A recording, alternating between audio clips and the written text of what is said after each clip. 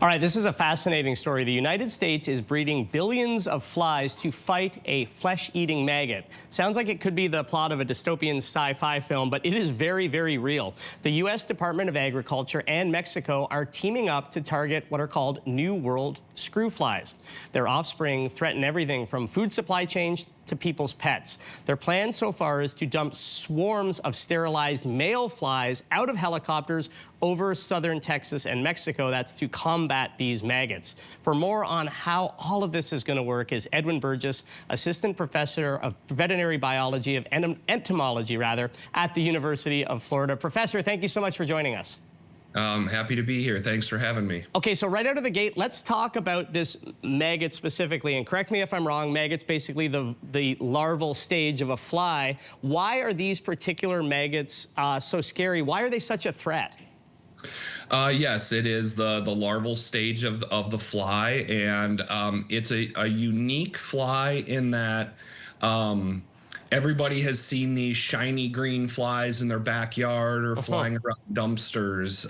The adult fly, screwworm fly, looks just like any one of those green flies. So just because you see one of those shiny green flies in your backyard does not mean it's a screwworm fly.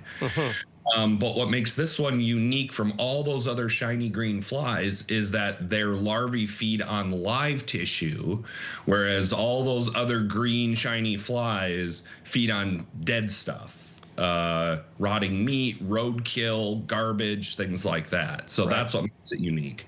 So yeah, feeding on live tissue, we can see why it would be a threat, especially to food supply chains. As we mentioned earlier, the flies are being targeted through this fascinating process of breeding and sterilization. So take us through it. How does this work? Basically, male flies are sterilized, and then they're dropped from a helicopter, and then what happens?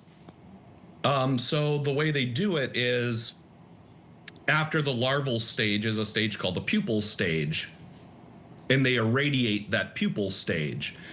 And when the flies emerge from that pupal stage, the next stage is the adult.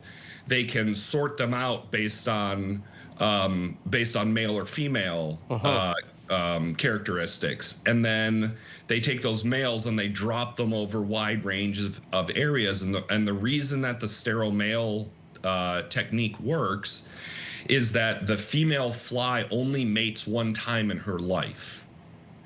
And so the whole idea of this is when you irradiate the male, it sterilizes their sperm.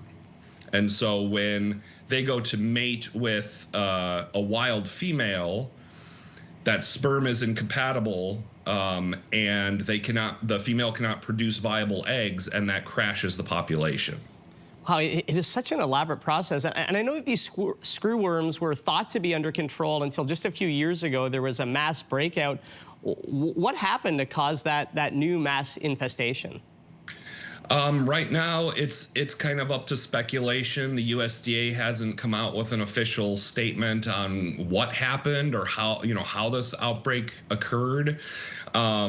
It's not without precedent. There was a very small outbreak of screwworm in the Florida Keys in 2016.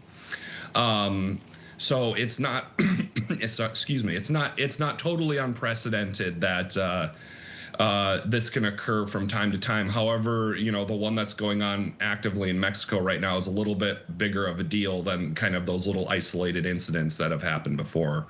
Right, and I know years ago, like a couple decades ago, the nation of Panama kind of developed a facility like this to breed these sterile male flies.